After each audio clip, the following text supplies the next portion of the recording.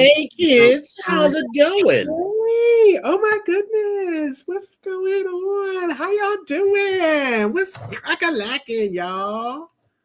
Yes, baby, I am so Say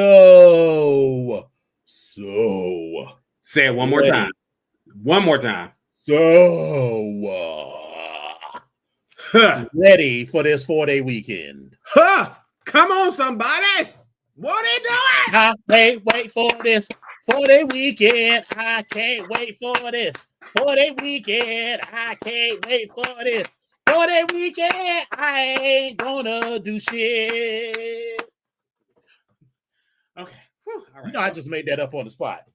Listen, they don't understand the talent. They don't understand the drive. They don't understand what it takes. Exactly. They You know, don't listen. You They got don't it like that. understand. You know, you could just make it up. You know, you good.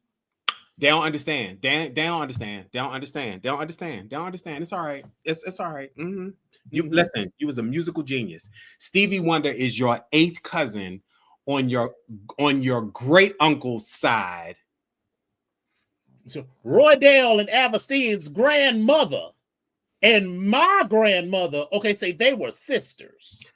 So I listen. I mean, but we see it. Like, listen, my second aunt removed. That is the godmother of my aunt, her cousin, Little Richard. So I mean, listen, like it's talent everywhere. So the talent just flows down. It's just all around. I don't understand why people don't understand it. They don't understand. I don't understand. I don't get why they don't. They just mad. They just mad. That's all that is. I don't see why y'all don't get it. I don't get it. I don't get it. So, are you mad? Are you mad? You mad? You mad? Why'd you mad? Because my pussy pops severely and yours don't. Listen, I just need to go back to that because let me just explain to you. Maybe it has been a week, it has been a month, it has been a struggle. And the fact that we are at the end of this November thing going on here, we have Thanksgiving and baby, I am so. Are you ready for the meat? Say it again. Are you ready for the meat? All of it. Baby, I'm like, so I'm gonna have this mushroom. I'm gonna have this mushroom coffee shake in the morning, and I'm just be drinking water throughout the day. We need to have a conversation about that because I'm trying to understand. So listen, let me back up. Listen, I will partake in some of the refreshments and they might be some herbal and there might be some alcoholic and there might be some like all of that. But I've heard this mushroom tea and or coffee, because it depends on what you do. I've heard they're both very, very good. And I'm just trying to get a well, I just want to be clear that if you just add the water to these dried mushrooms, it tastes like dirt. But when you add a creamer and whatever else you would normally put in your coffee, it tastes fine. Like there's no bitterness, all of that it disappears.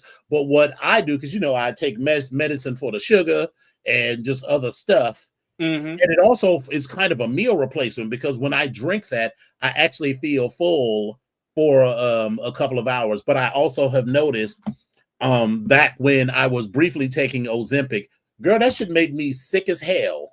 Like, remember that time like last year and into this year where I literally couldn't eat anything because everything I ate made my stomach upset.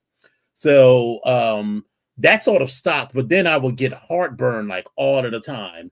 And so the mushroom coffee sort of helped with that. And, I have been noticing, and listen, I am being 100% honest with you. I took off my glasses. I was like, girl. We getting into this? Are we getting into this skin, honey? Skin, honey. All of this skin, honey? All of this skin. Notice the under eye bags are smaller. Maybe that's also because I'm getting adequate sleep and drinking more water. But also, I really was like, girl. So I feel like my skin is feeling better. Also because I occasionally get very itchy skin. Listen, I coffee. Now, listen, this could all be psychosomatic and it ain't actually doing shit. But I have noticed some subtle changes. Now, girl, I mean, I don't know. Life is not going to make you lose 50 pounds, but I have found it to be, it really has helped with the acid reflux that I was having all the time. Mm-hmm. And it seems to have made my skin look and feel a little better. And my nails seem to be growing faster too. Okay. So listen, the skin situation, I was trying to figure it out for myself. I'm not one of these people that is like, I have friends and people around me that we both know that have beautiful skin. Like I'm talking about that type of skin that looks like, oh my God, do you have makeup on? Like that type of skin. Right. And I've never had that. But then again, maybe I'm just always paying attention to everybody else's and not paying attention to my own. However, the thing that I have noticed is that as my mom got older, I realized that she was getting bags underneath her eyes. But I also know that my mother is a snorer. So, and I know that I can snore, especially if I'm really, really tired. Yes, you can. That's one. That's one. That's one. We just gonna go ahead and just fact. I was merely agreeing with you. I was putting this out. So listen, don't make me feel some type of way on the show tonight, because you know this is the holiday time. We're supposed to be festive. We're trying to be listen. So what I was trying to say before I was rudely, passively, aggressively on the slide, read. What I was saying was that, I was noticing, some little dark circles underneath the eyes and stuff, because I remember my mom was getting those, and I was like, okay, now wait a minute, girl, what's going on? So I'm in the mirror, I'm doing one of these numbers. I'm like, I'm feeling like Pepper LaBeija, and I'm like, oh, baby, what's going on? We give it a little face, and like I don't know what it is, but again, what I do notice is that as I'm increasing my water intake, I'm feeling a little bit better. And I will tell everybody all this. Like, I will drink liquids all the time. So especially if it's like iced tea, and I've moved away from the sodas. I don't drink that as much. But yeah, I don't really drink sodas. But, baby, I love my carbonator. So, I love a good old sparkling water situation. Baby, sparkling water is amazing. But then here's the problem. As we get older, there's other issues that pop up. And I just talked about this not too long ago.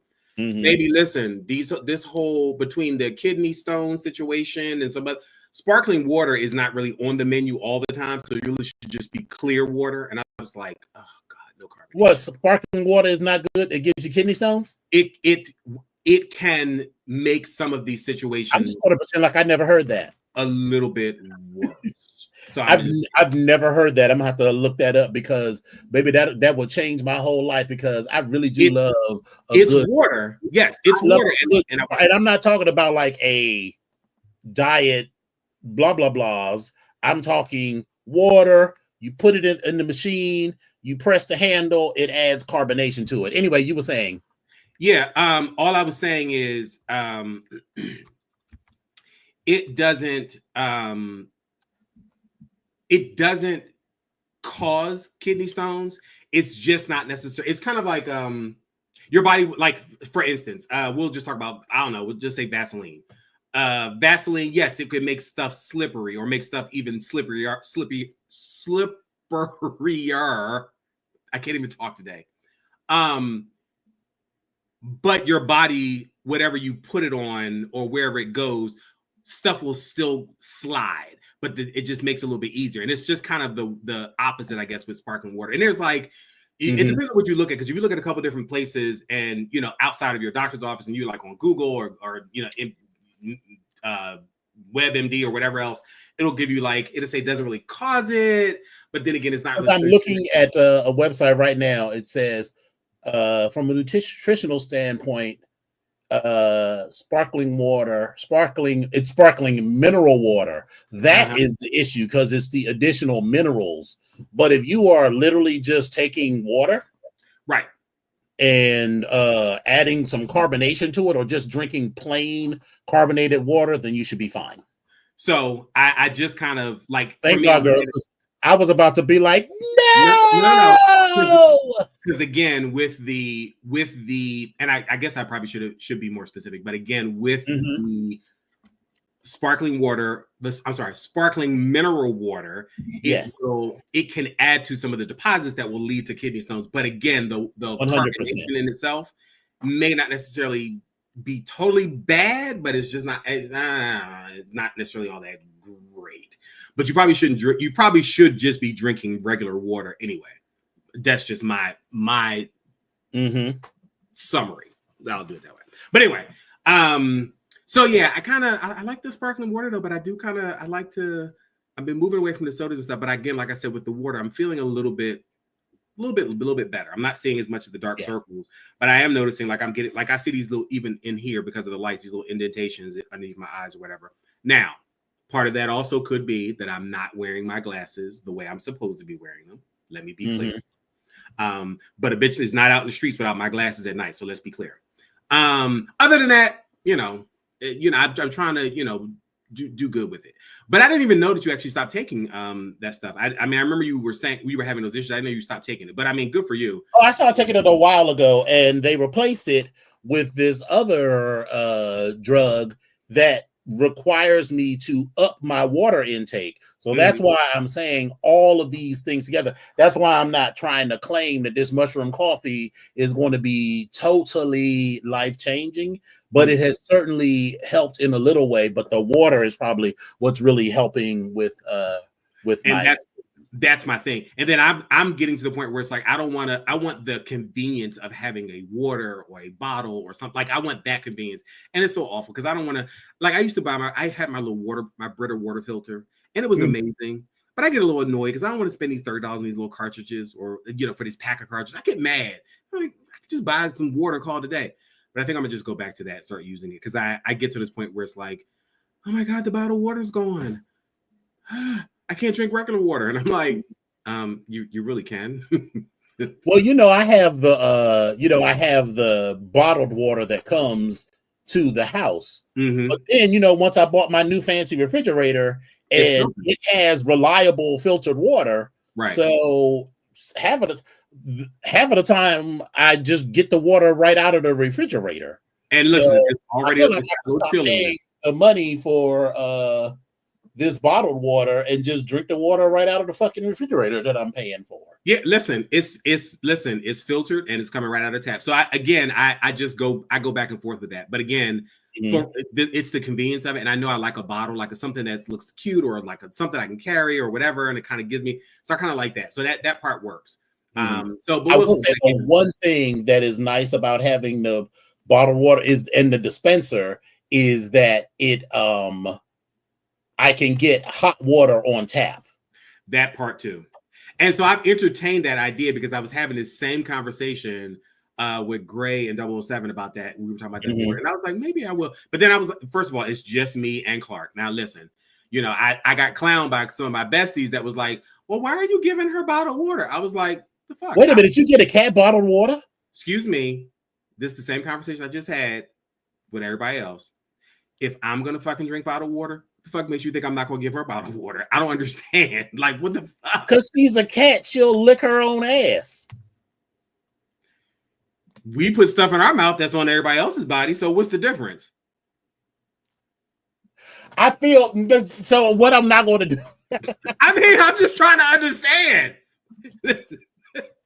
And I guess you're right. Okay. I mean, because I'm just trying to understand. Because I mean, if we talking about the cat licking her ass, I mean, so if you're gonna tell me you don't eat ass, okay, well that's cool. That's your choice. But all I'm saying is, I know plenty of motherfuckers that eat ass, and I'm gonna go ahead and.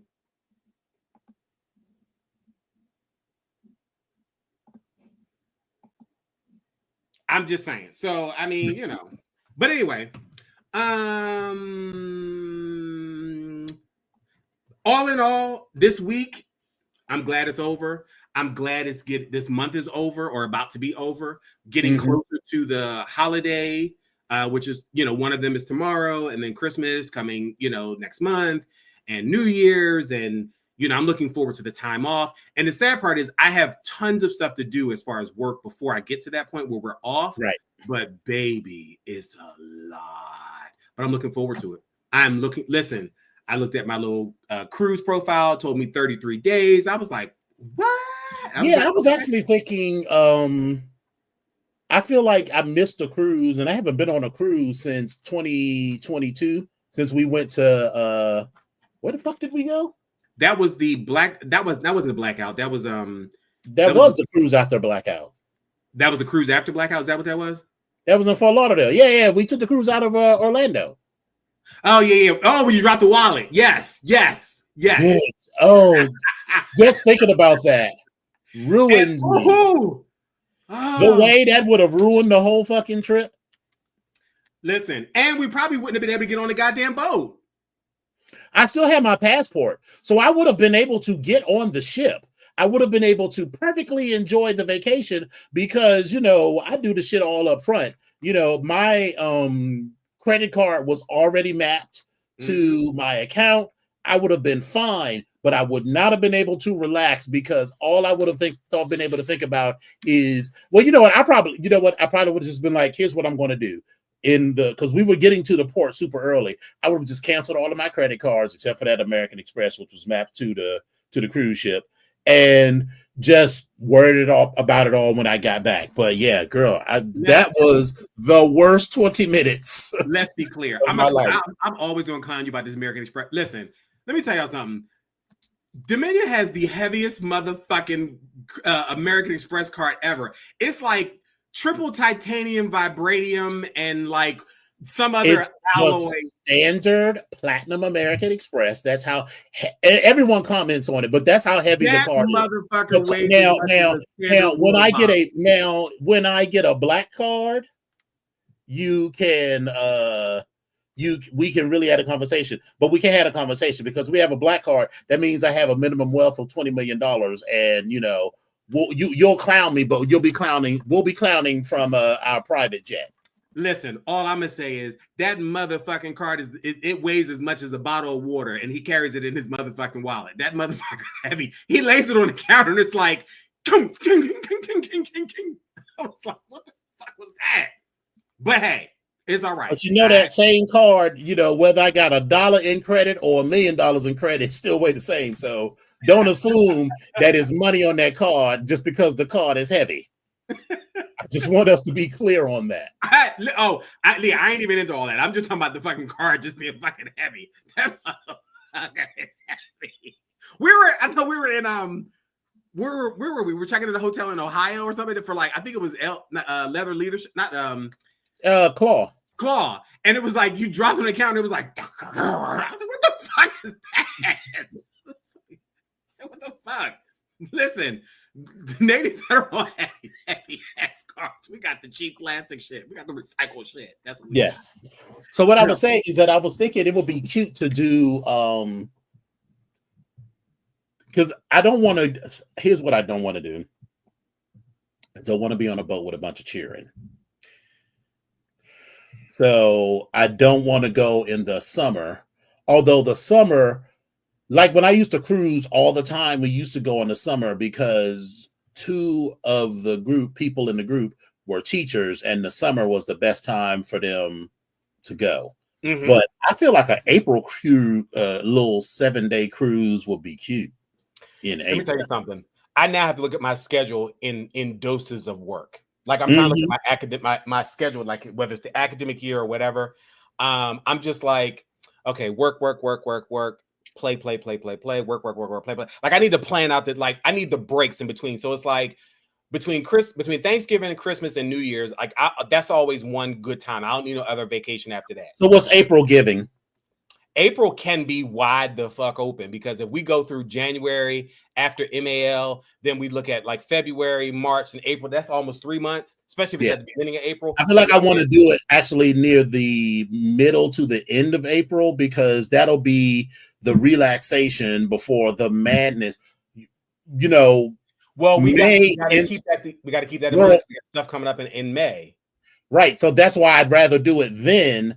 Because everything, starting middle of May all the way through June, right, is Pride. Pride was already crazy anyway. And then this year, since it's going to be World Pride, and so we should announce that there have been elections in Onyx Mid-Atlantic, and Epic Onyx is the vice president of Onyx Mid-Atlantic. So congratulations. Well, thank you so much. That also means that Dominion Onyx is now the president again.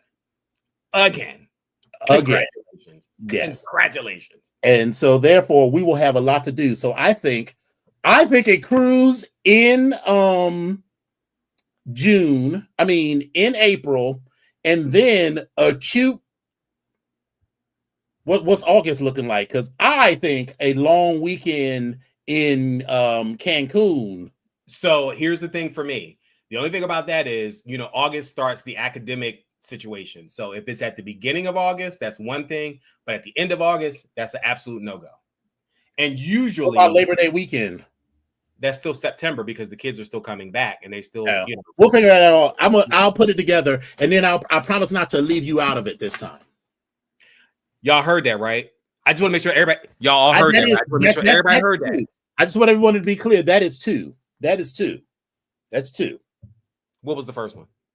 The first one was when I noted and confirmed that you snored loudly.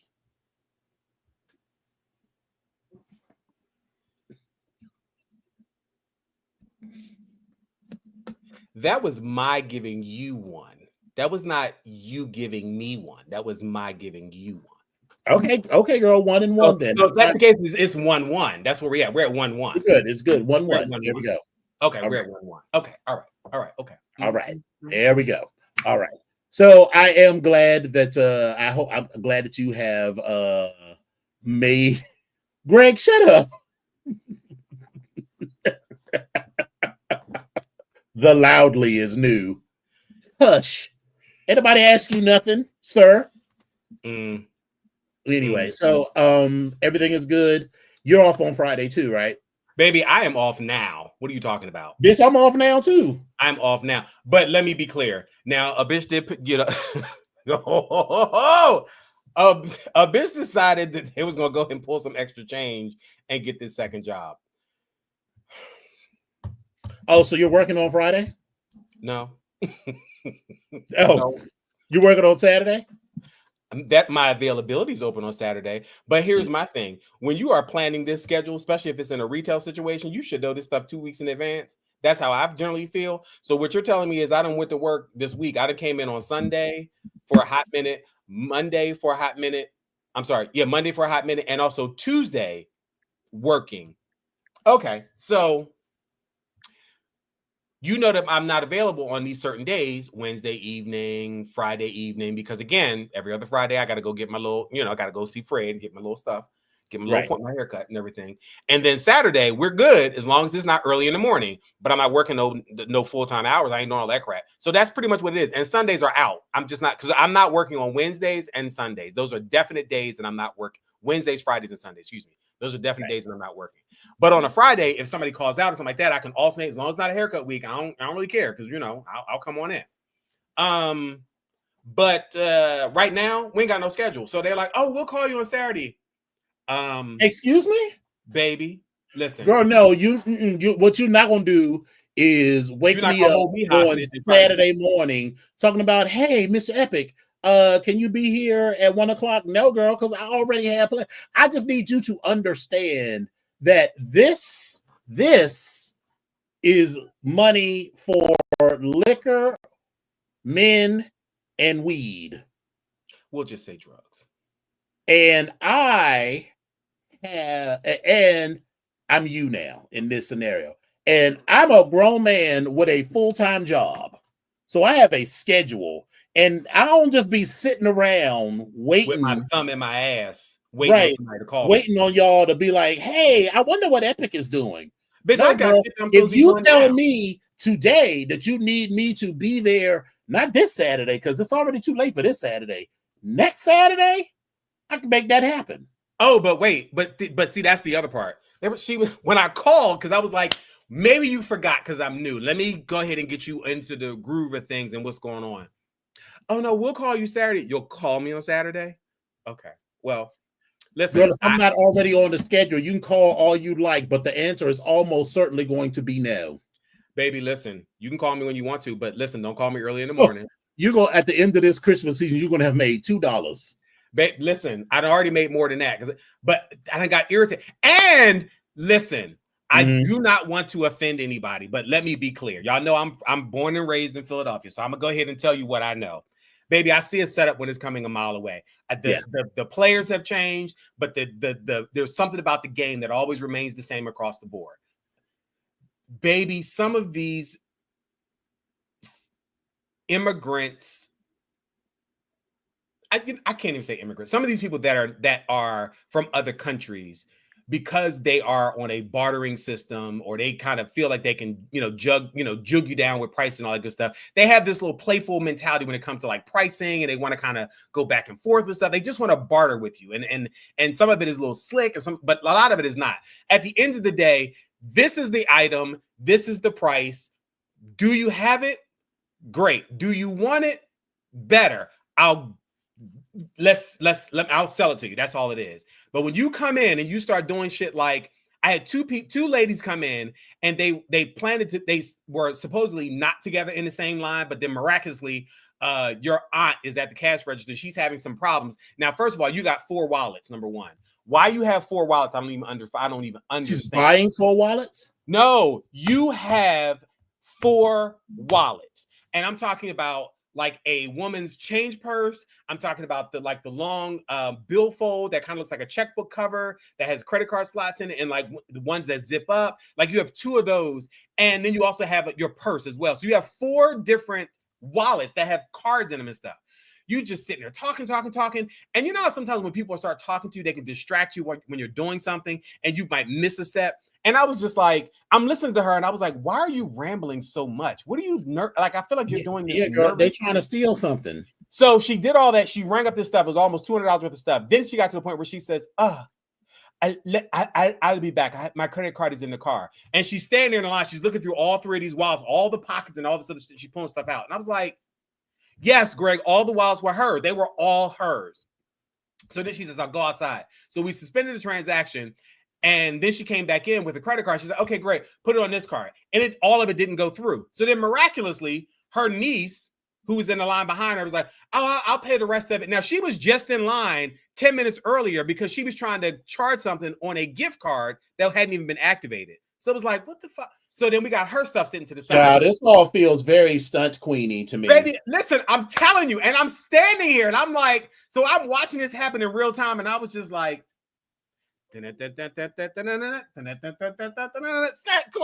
I'm watching it in real time, and I was just like, so I'm training, and I was like, listen, they don't know me, I don't know them, so I was like, let me just sit back, I'm gonna just watch. But in my mind, I was like, y'all are pulling this stuff already. I see it. So the one woman comes up, she tries to get. They're hoping that some of the shit gets snuck in, and you was just going to be like, yeah. That's all it was. It was the art of distraction where you keep talking and you say, take this stuff off, then put this back on. But then I want this and I don't want that, but I'm paying for this, but I'm paying for this one with cash. I want this one on the card. I want this one on that card. And it's like, wait a minute, stop. This is your transaction, ma'am. So your niece, wherever she is in line, because she's not you right now, please step away. Great. I'll deal with you in just a second because you're in line. Ma'am, this is the total. Do you have this? Okay. Do you want this? Okay, great. If you don't, you want me to take something off? Tell me what you want me to take off. Please don't ask me how much it's going to be. Tell me how much you have, and I'll make it fit. I'll tell you what this is going to be.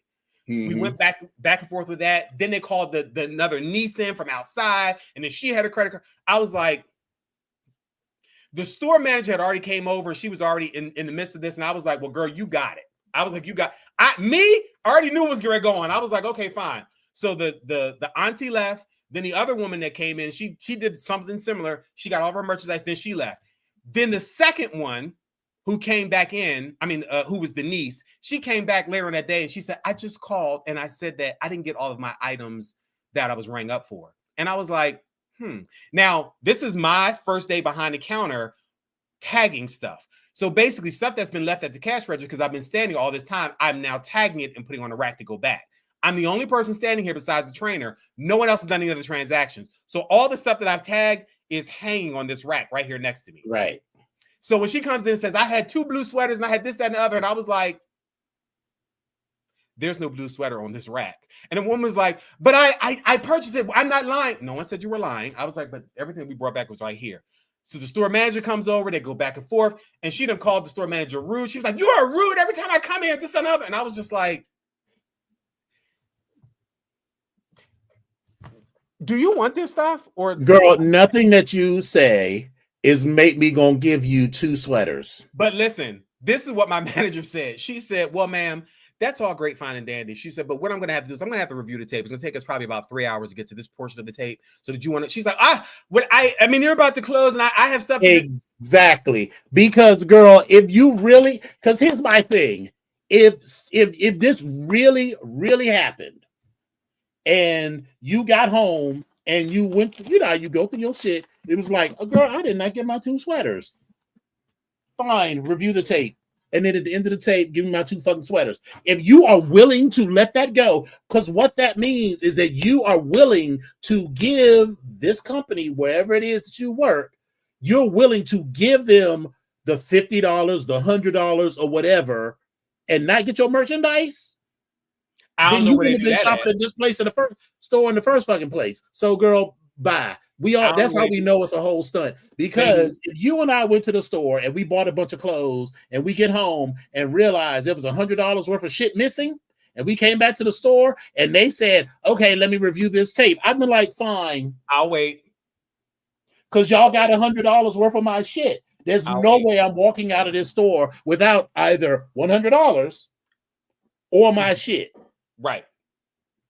So that's where I was. So I watched that shit happen, and I was just like, we ain't even got the Thanksgiving yet. We got 2 days to go, and I was like, we're already starting the shenanigans. And I said, "Dear God, this is how it's gonna be with the folks." I see it now, and I was just like, okay.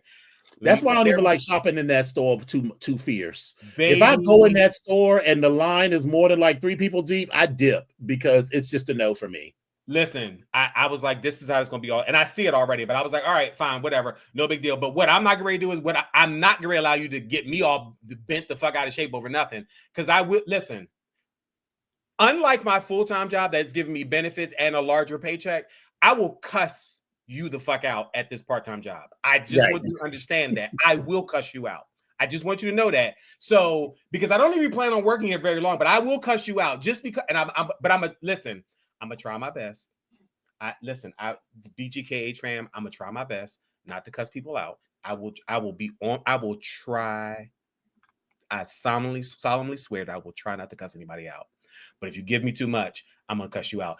And one of the girls works there. She's one of the angry girls, so she always has an attitude. So she's very attitudinal. It was one of the where it was like, "Girl, I don't know who stepped on your Gucci's, but listen, okay, fine." And listen, we ain't got to talk, we ain't got to speak, girl, I don't even want to really make friends with you. I'm like, do what you're gonna do. But one of the girls worked there, and I was just sitting there looking at her like, "Girl, they gonna eat you." Listen, right, okay, but this is where we are, right. But that was my week. How was your week? That was all that went on in my week. So I had a good time. Child, work be working.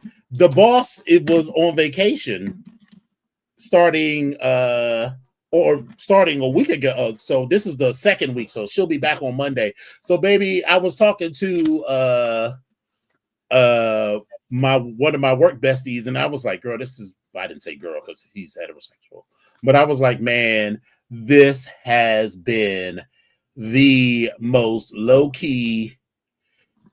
It's the thing that it's not that shit didn't happen, and it's not that crazy shit didn't happen, but you didn't have to deal with her crazy shit on top of it. Right. I mean, when the situation is crazy, it's like, okay, because crazy situations are rarely helped by everybody getting crazy. Absolutely. The people that's got to solve it need to be calm, cool, and collected. And that person is usually me and my team, or basically her team. But she be all like, and I'm sitting there like,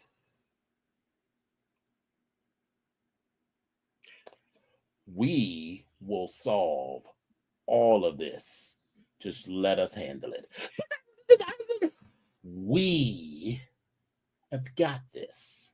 Yep. And if you keep doing all of this, we're not going to be able to get it done. Yep. Listen, that is one of the conversations that I want to have with my supervisor, and I just need to fix because the antsiness, her vibration just wears me out. It's like, could you bring that down, please? Just right. Just bring it down. You are at a 12, honey. You are beyond a 10. You are at a 12, and you really need to be at a strong 3.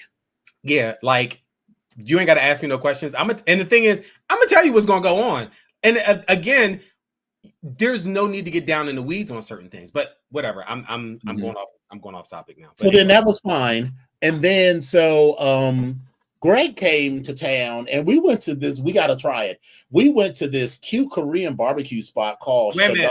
Hold up. So, Greg, you came into town, and then you went to dinner with Dominion. This is awkward for you. Nobody even. Okay, I just want to be clear, BGKH fam. I want to be clear about what's going on. Greg, that came into town and went out to dinner with Dominion, but I just want to be clear that not only did he go out with me. Oh, there's other people went out with? Yes, the day before he hung out with Cortez, and then after he and I had dinner, he hung out with Atlas and Joshi at the Green Lantern. Finish your story. Go ahead on. Finish your story. I'm sorry. I did not mean to be the bearer of bad news. Oh. My. So anyway, we went to this new Korean barbecue spot that's only been open like a month called Chadal. It's real cute. So we definitely have to try it. It's $42.99 for all you can eat Korean barbecue.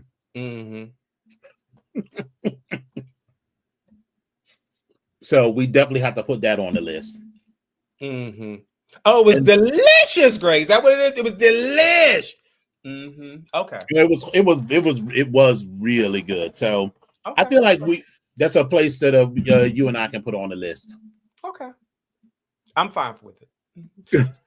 So what I am going to do is I would like to go back to what's her face, Love Mikado during MAL. Oh, for sure. Oh, baby.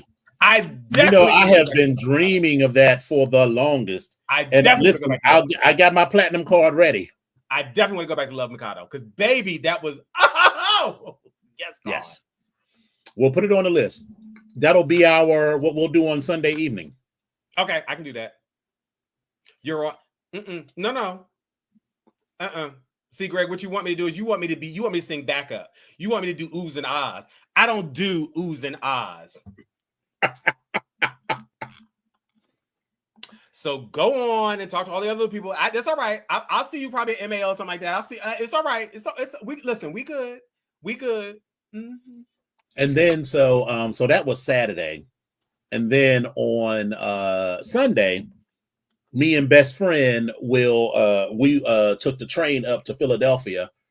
I was going specifically to meet this vendor, Triton Soap, who I had met at Master Slave Conference and who also vended at LLC. They make really good beard products and soaps and stuff. That name sounds familiar. Triton Soap. And they were new, like within the last 5 years or something. Yeah. Okay, maybe that's why I remember, because I remember them either starting up or seeing them somewhere, maybe at MAL or maybe even in the mall somewhere, but I can't remember. But anyway, go ahead. And so we went to the Christmas market, hung out in the city, and then while we were out, right? So by the time we got finished walking through the Christmas market, it was only like 2:00, and our train didn't leave until 5:30. And now, if I had been riding the train by myself, I would just gone to the train station, booked another ticket. But since I booked his ticket as well, it would have been a problem to try to switch the ticket. So I was like, what the fuck are we gonna do for 3 hours? So we went to Passionelle Boutique. That was cute. Then we wandered up and down. How's the new location? It's in the exact same location. Somebody moved. I thought we were talking about they moved to a different location. We did, and I feel like we were talking about Passionelle. So what happened was I called them while we were still downtown by City Hall at the Christmas market, and they were like, "No, we're still in the same place." Okay, So well, they changed ownership because our buddy does not work there anymore and is not involved in it at all. But no, they're still in the same place, and I confirmed that they're going to be at MAL and all of that stuff. Cool. So we went there. That was cute. They've changed stuff around a little bit. So downstairs on the main level, they have toys and lube and they're set up the same way, kind of as Night Dreams, except instead of main level and downstairs, it's main level and upstairs. Gotcha. So upstairs. So anyway, so that was nice. And then we were just sort of walking around. And I found this cute little knickknack store and got some really cute magnets from Steel Magnolia and from Mommy Dearest. So that was fun. And then we were walking around and discovered, because I guess I had just never, because when we go to South Street, we usually never go, we we taxi or Uber over or whatever to Passionelle, and then we go to Ishkabibble, because that's right there. So we never go further. Did you know that 2 blocks down from that, on the same side of the street as Passionelle and Ishkabibble, is a fucking not daiquiri factory, Fat Tuesdays? Yes, it's been there for years. I did not know that was there. Yes, so we killed a cute little hour at that spot, and then we came back just in time for our train, only to find that the train was delayed an hour. So it's fine. Right. 30th Street Station is still nasty as when you go into the little bathroom. That was another thing. The way that the girls, I just want to be clear. It was not a porn set. They were not carrying on quite like they used to in Union Station. But wait a minute, what time of day was it? We went to the bathroom when we first got there, so it was like 11 o'clock in the morning, because we went to Reading Market first. Reading Terminal. But yeah, you just wait, just get a little later in the day. I wasn't interested in that, but I did. When I was there, right? What I'm saying is, you have that gay.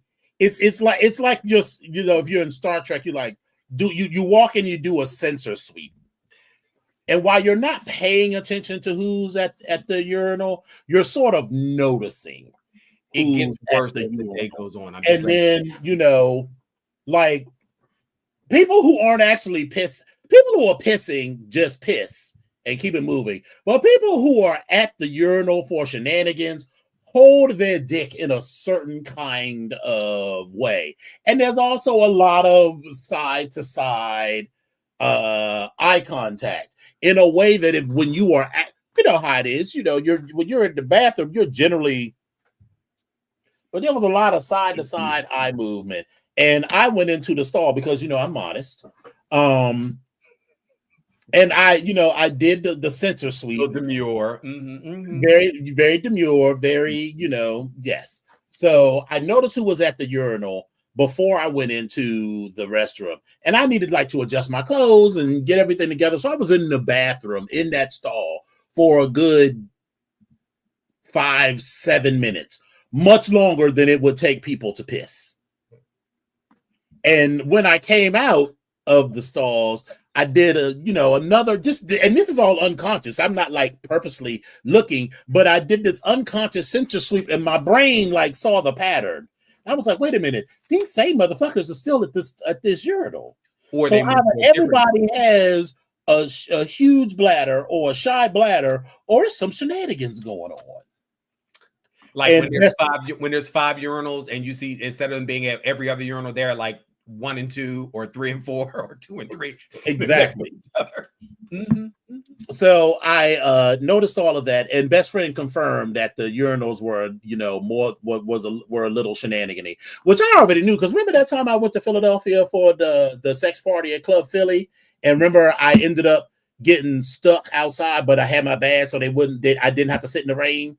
But when I first got there, 9:45 at night, And you know, I had been on the train for like 3 hours, and I hate using the train on the bathroom on the train. So I go into the stall, and that was not at all subtle. There was a dude jerking his, 12 inches, not even at the urinal, just out in the open. So I knew it had shenanigan potential. I just didn't think the girls was going to be carrying on in broad daylight at 11 o'clock in the morning on a Sunday at the Lord's hour. Just listen. Just wait till that one person drops down on their knees, or somebody bends over and grabs their ankle. Baby, it's going to be a whole party. It's going to be a circle all the way around them, and everybody's going to be joining in. Mm-hmm. Mm-hmm. Those days are over for me because I remember exactly when it was when I used to work downtown, and I went down. I used to frequent the International Mall or whatever that was on K Street. Remember that bathroom, and it was very sort of cruisy. And then as I was leaving one time, I was like, did I fool around a little bit? Yes. That was fun. But I also just spent my entire lunch hour surrounded by the smells and sounds of people relieving themselves. And it was like, bitch, what are you doing with your life? Bitch, you just spent your whole, and you're still hungry, girl. You didn't even eat lunch. That's the worst part of it. You are still, you spent a whole fucking hour listening to people.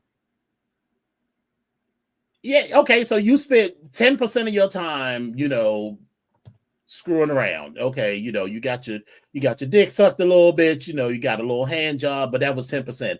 The other 90% was people taking a dump and pissing. What are you doing with your life, girl? Get your life together. You know what? I happen to be using the work. I have to be using the work laptop for at this moment, and emails are coming in, and I'm getting annoyed because how many different times can I tell you contact your supervisor and the manager on duty? That's it. You don't need to contact me. I'm not either one of them. Girl, I don't even be outside of work hours. I mean, I do manage to see the emails when they come in on my phone or whatever, but girl, I don't be. Again, the only reason I looked at it because it just popped up, and we just had this conversation, and here it is. You're not, but okay, I'm ignoring that. And it is the day before a holiday. Even if I wanted to do something about it, all of the people who I would need to coordinate with are not there. And I know for a fact that even if they're there on Friday, they're not there tomorrow, so I don't have to do anything about it. And I'm not here on Friday, so girl, bye. Anyway, so the last thing I'll say is that have I talked to you about my love?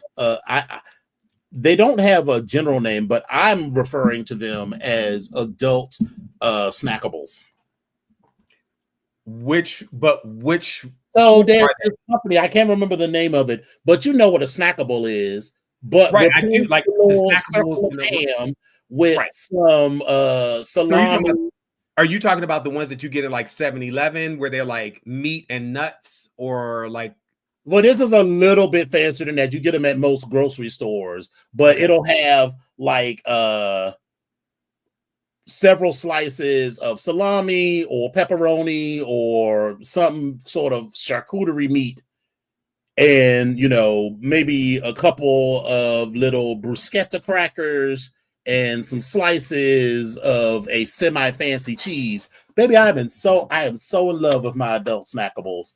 And they usually only like $2 or $3 a piece. When I see them, I will buy 12 of them and just keep them in the house because they are so easy for like a quick lunch or a snack. It's like, I'm hungry, but I don't want to fix a whole fucking meal. I just need like 3 pieces of salami, 2 crackers, and 4 pieces of cheese, and I'm good. Baby, the ones at Wawa with the pepperoni and the cheese and the crackers. And then even at work, they do ones that are fruit. Like they'll do all the melons and all type of stuff. But I usually like the ones that have grapes or blueberries or pineapples or strawberries, anything but melons, and they have like a couple pieces of cheese. Listen, they good. Mm-hmm. Oh, so remember I was talking to you, I was going to go to that party a couple of weeks ago, but it was on a Wednesday, and I was like, I'm not going to go to no sex party on a Wednesday unless the next day is a holiday or something like that. Well, tomorrow's a holiday. They're having a party tonight. I did a reconnaissance drive-by of the neighborhood, and it is very Mo's. If motherfuckers start shooting, we are in trouble because it is a dead end street. So it's like it's giving you Mo's, which I never went to, but I'm like, do I want to go? Mo's was and the house just looks small, and it's already like 50. It's already like 60 some people on the invite list. So let me just say this. Mm-hmm. Those sorts of functions around the holiday time bring all sorts of people into town, coming back. So your selection or your chances of having a great selection are amazing. I'm just going to put that. I know. I'm just already imagining what the spot smells like. Well, I mean, I don't mean in a bad way. I'm just like, I don't know. I also know that I'm going through a bit of a low ebb sexually. So, remember, because, the past couple of weeks, there was the trip to LA, the trip to New York, the trip to San Francisco. I feel like we can go to that DMX song. There was Keisha, Arisha. Oh, I bet in an ice cream shop. So I feel like I'm probably not going to go, even though I get in for free. Okay, I just want to make sure I understand. These are the key points. Sex party on a Wednesday. You're off on a Thursday. You've been before. You know what it feels like. But no. I have driven by the location. I've never been to this function before. Okay, all right. But the location feels a little sketchy. But you also get in free. I don't know. I'm just feeling like there's the freaky part of me that's like, yes. But the other part of me is like, ugh. You ain't cooking no turkey. So what's really holding you up? I mean, I just don't want to. I don't want to be I don't feel like peopling, even for sex. Well, if that's where you are, that's fine. But other than that, there's no reason why you shouldn't go. Yeah. None. I just feel like I'm at a slightly low sexual energy. And then the place wasn't giving me the best vibes. And I just like, okay. Anyway. Well, listen, your first mind is there for a reason, or your feelings, your intuition there for a reason. So like I always say, when I don't listen to my first mind, it always steers me wrong. And, people like you and I and just about everybody on this call can get as much sex as we want. Mm-hmm.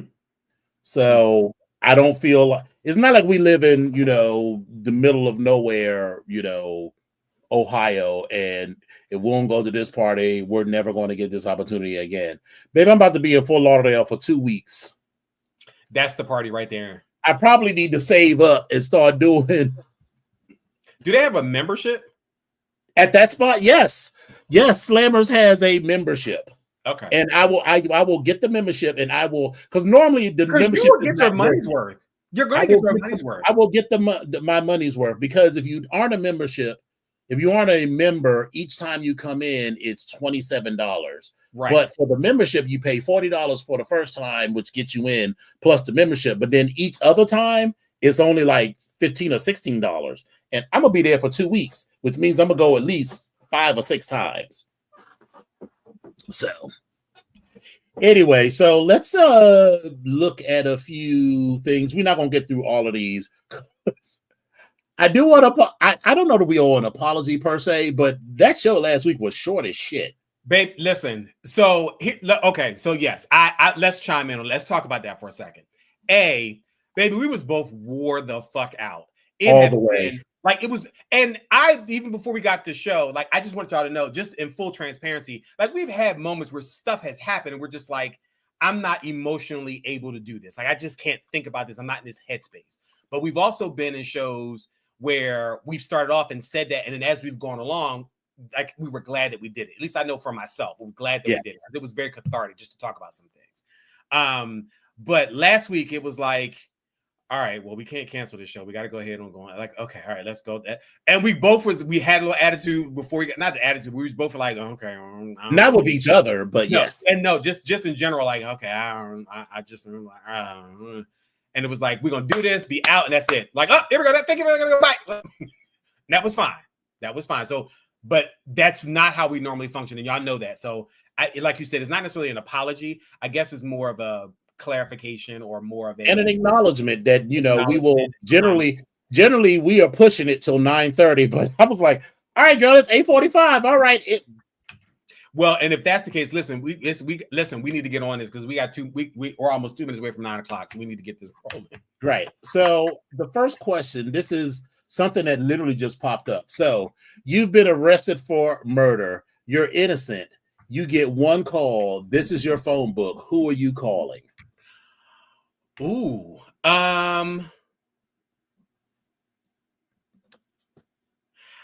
So this is okay. So I can't say old people, because I'm betting some of the people don't even know who the fuck some of these people are.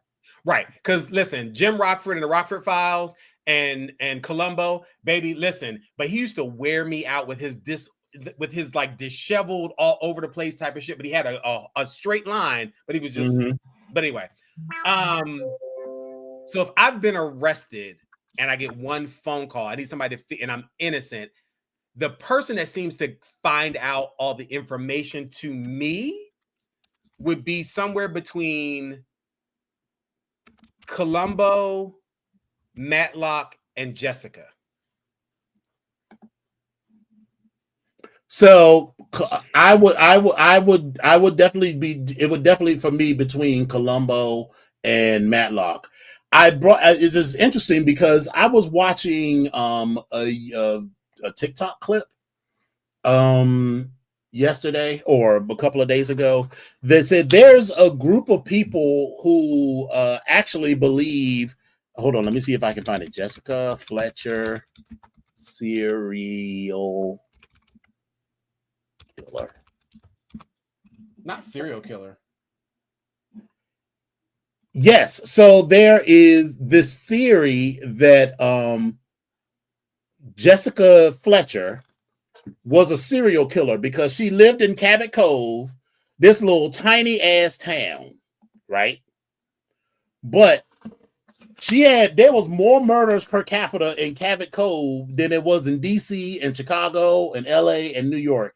And no matter where she went, somebody always died.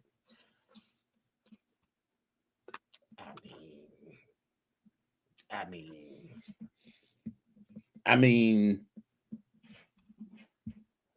so this article from 2022 says that the show was set in a small New England town of Cabot Cove, Maine, a state not exactly known for its homicide rate. Yet murder ran rampant in Cabot Cove. In fact, if Cabot Cove were real, it would be the FBI's murder capital of the world, per analysis done by the British newspaper, The Telegraph. Wow. Okay. But listen, Miss Jessica was smart as shit. Smart as shit. Now she was. And so that's what I just was like, I get that. But for me, it would probably be Matlock because, you know, Matlock always solved the case. Listen, Columbo always solved the case too. But it was his methods. It was his methods. And baby, he was disheveled. Oh my God. But he knew his shit. He knew it. You were sure to another Yep, I'm putting it together. Oh no. What? Ooh. There we go. Okay. Oh my God, Latrice. I didn't know you had hidden hair under that wig. This one you should have kept hidden. Oh, so you're trying to talk about somebody's hair? Yeah. You are the last bitch to ever try to cover somebody's hair. This is the thing. I'm going to glue mine down. I know I could snatch that right off your head. I can snatch that right off your head. Don't do it, Derek. It's too early for you to be sitting here bald. Go ahead. And crying. Try. Try. RuPaul's Drag Race Live Untucked. Only. Girl, Baby, why you trying, Latrice? Why are you trying, Latrice? Because girl, she was like, you are too old to be sitting here bald and crying. She warned you. Baby, listen, people, why are you trying, Latrice? Why are you trying her? Listen. So I got, which one is this? Johnny, Marissa. Oh. And hold on. So, is it just me? Because I'm getting these messages from a couple of different people. So, fam, I try to share stuff. Like as I'm going through TikTok, I'll put stuff in the groups and stuff and share messages, whatever. But a lot of them don't seem to go through, and I don't understand why they're not going through. They weren't coming through to me, but when you posted them in the group chat, they were coming through. Yeah, I don't know what that's all about though. But anyway, I'll figure that out. I'm gonna get me some dick. Watch me. You're humping and pumping on you, and you say, "Fuck me hard." What does that mean? I say slow it down because I don't like to be fucked hard. I'm gonna find me somebody when I get myself together. Somebody to do what? Be with a boyfriend. To do what? To be with and go out to eat and smoke reefer, and I don't care if you don't smoke reefer. I'm gonna smoke it. And the fuck. But in the who? Fuck. That's really what you want to do. Yes, that's really what I want to do. I'm gonna get me some dick. Watch me. I want to have me a friend. Somebody come. I'm just there. No, I said somebody come and take me out. We can go out to eat sometime and go do other things, bowling or whatever he want to do, honey, and whatever. And I'm gonna get me some dick. You want to go out and have a good time, but end with a pleasure night. And you're right, buddy. You're right. I'm gonna get me some dick. Watch me. I don't like to be fucked hard. What you mean? Oh hell no. I'm saying, what if he pelvic thrusting in you? Oh hell no, I don't play that bullshit. You can get the fuck up off of me. What you really into? Slow rolling. Ooh. Can I have a man over here, Michael? What? Don't look. What you looking at me like that for? Absolutely not. What? Absolutely not. But y'all gonna be upstairs. You think somebody gonna hear you? Y'all can't hear me up there. So I posted this, right, because in the group that it was originally posted in, there were a lot of people, this stereotypical thing. But for me, I was not looking. So we'll get to no one wants to hear their parents fucking. So, all right, we'll just start there. But these kinds of conversations, I think, are important because she said, yeah, I want some dick, but she also talked about going out to eat. She said she wants companionship. Companionship. Yep. That's and this idea that once you get to be a certain age, you're not fucking no more. I mean, you might not fuck as much, but you still fuck. And there's some people in their 70s and 80s who still fuck all the time. But it's not that. It's that she was looking for companionship. And frankly, this is when you don't have these kind of conversations and don't support your parents, that's when they start sneaking around. And that's how they end up with somebody else's name on all of their bank accounts, and all the social security checks end up missing and shit like that, because now they're primed. Because, if her, that's her son, I'm assuming that she was talking to. If her son, obviously he don't want to hear his mama fucking, but if he meets the dude that his mother is involved with, or the dudes that his mother becomes involved with over time and gets to know them and knows whatever, then it's less likely that this dude is going to be able to find a way to like worm his way into her, bank accounts and all that other kind of stuff. So for me, that's sort of what I took away from it, that we're sexual beings, absolutely, at every age up until the moment that we die, and that we are all interested in connection. And you only heard and only focused on, you don't want to hear your mama upstairs getting her box, her box tickled, but it's about more than that. And I mean, you 100% set rules the same way she set rules with your ass when you was in her house when you were younger. But I think we should normalize having those conversations about sex with our parents. So I think that is a great place to be. I do feel like it would probably be an easier conversation for me to have had that type of conversation with my stepfather or even my father. But having that type of conversation, because I told you when I went to a couple of things. I told you when I went to go pick up my mom and I was going through the house and all this other stuff, I found like a dildo, and then I was like, oh God. Then I started thinking about the all the men that I've known over the years since my stepfather had passed and all that type of stuff that were around. And that was never the issue. Like, she could always find somebody. She even had somebody that was like 16 years younger than her. That was like 11 years older than I am. And it just felt weird to me to have that conversation. I was like, okay.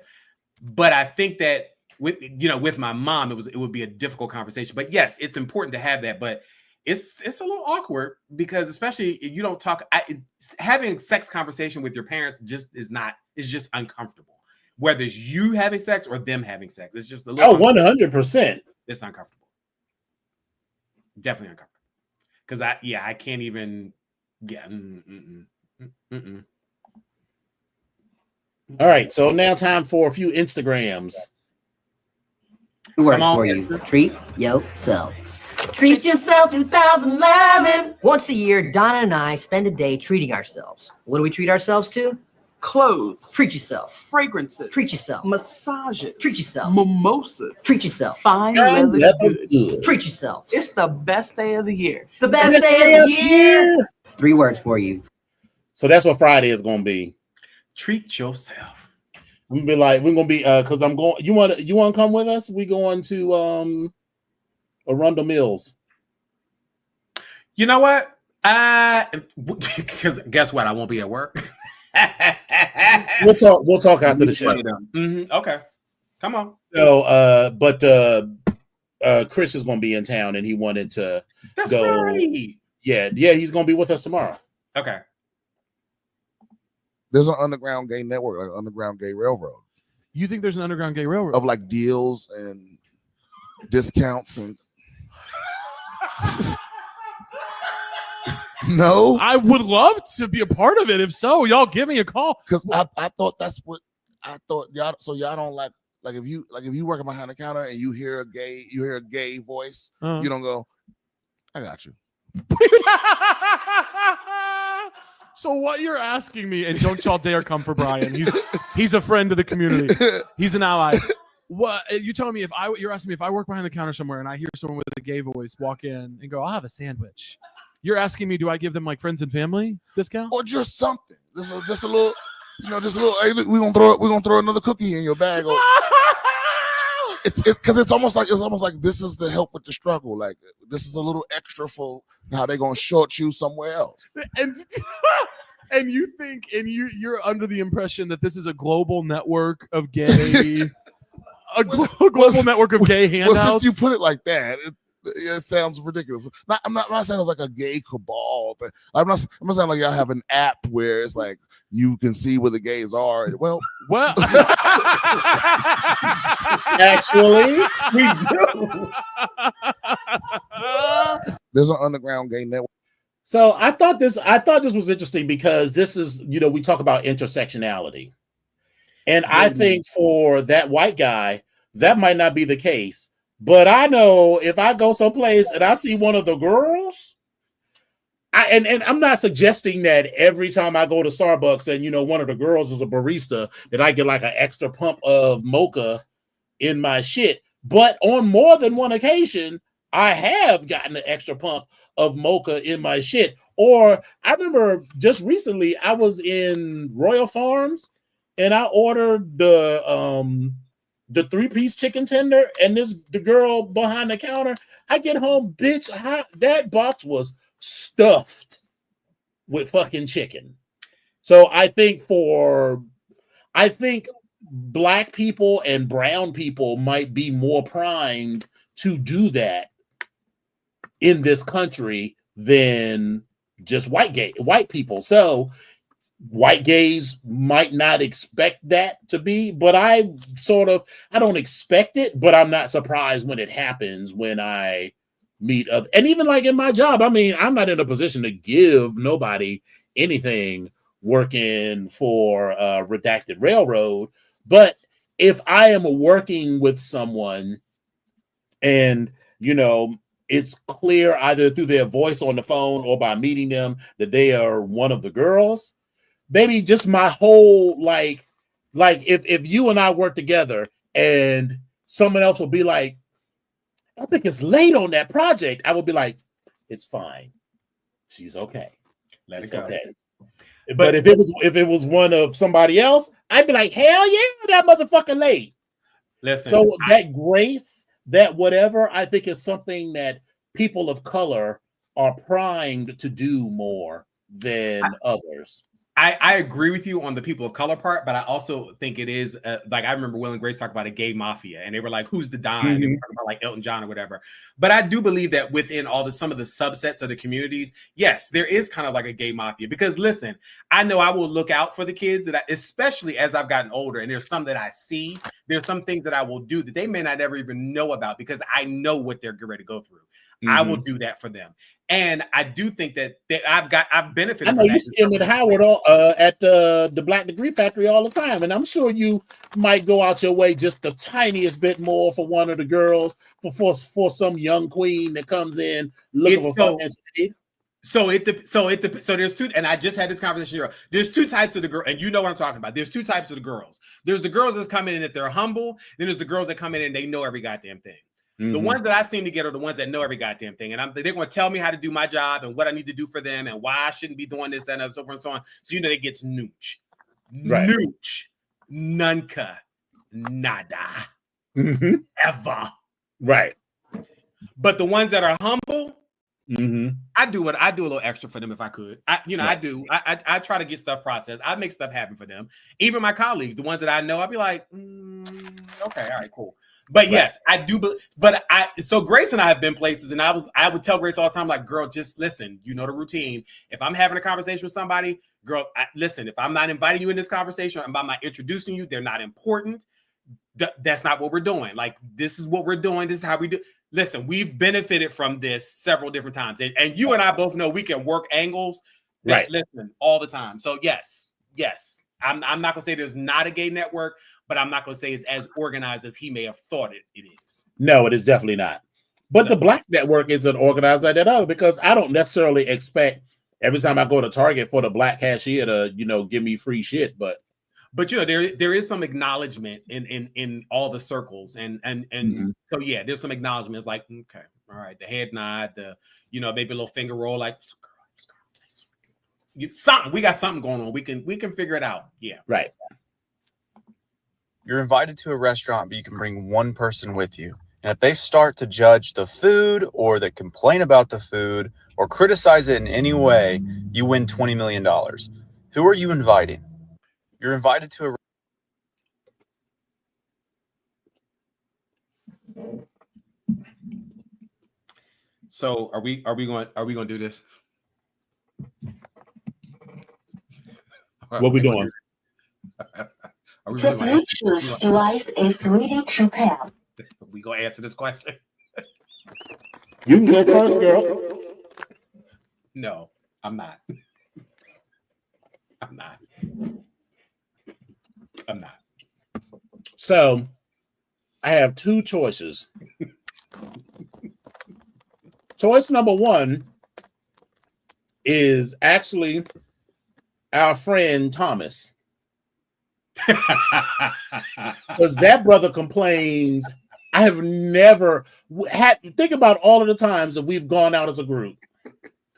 But wait, it was justifiable most of the time. Was it though? It was. But the way he went about the resolving the issue may have made it may have exacerbated the program, the problem. Girl, what got me was when we was in Denny's and he was complaining about the temperature of the water. Like, I mean, I asked for lukewarm water. I mean, it's got all this ice in it. He said he wanted 7 ice cubes.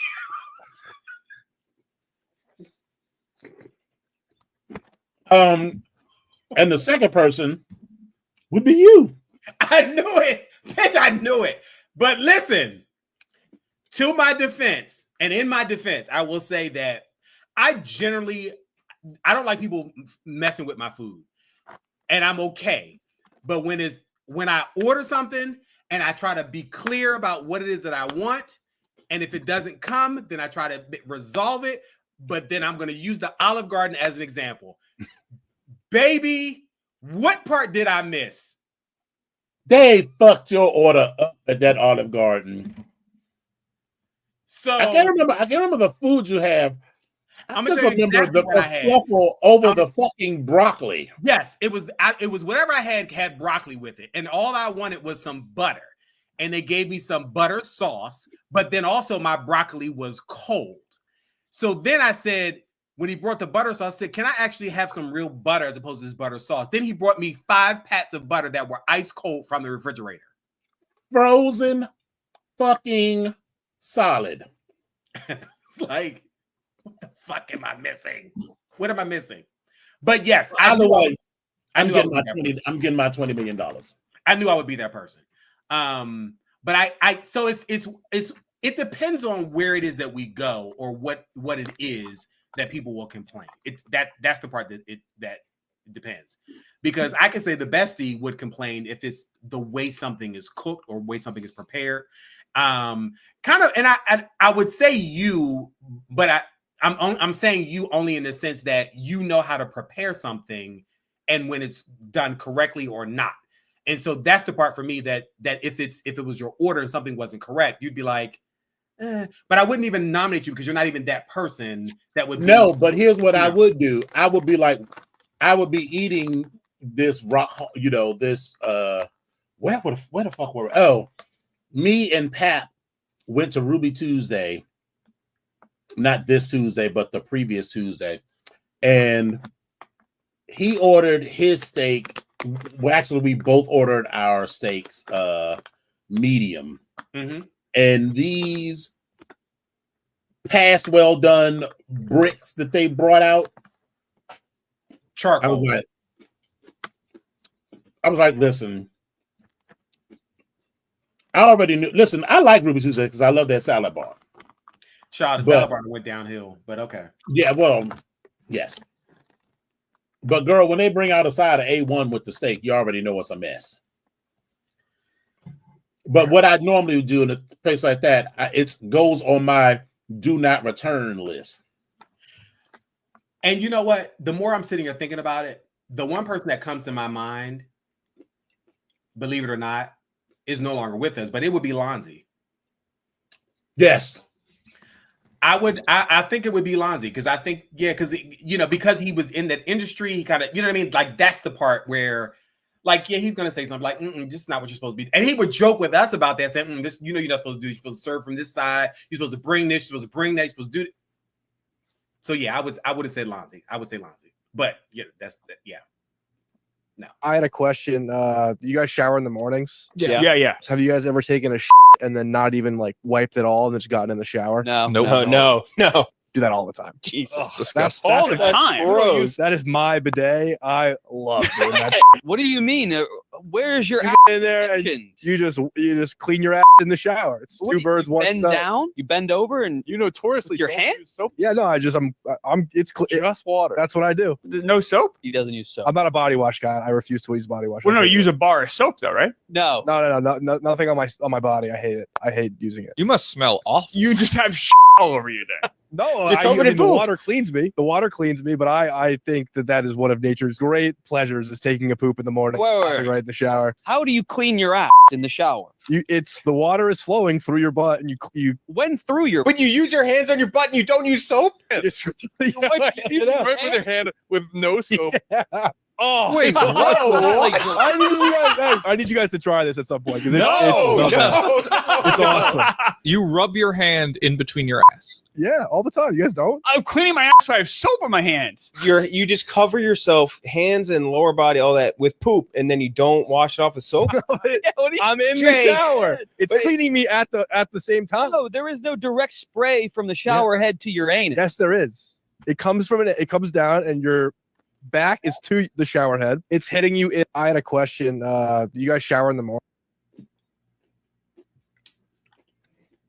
So here's what I will say.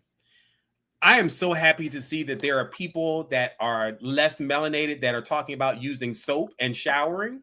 Mm-hmm. I didn't hear anybody talk about a loofah or a washcloth, but okay, I'll accept it. It's soap, body wash or whatever. Mm-hmm. But I'm having a problem with this young man and just spreading this feces around like you are a walking disease-infested person at this particular point. Like you got like, and then you were shaking hands and it's That is the part. I would have literally been like, cut the camera. Because I need to go wash my hands right now. I shook this man's hand. And if he poops every morning, here's the thing.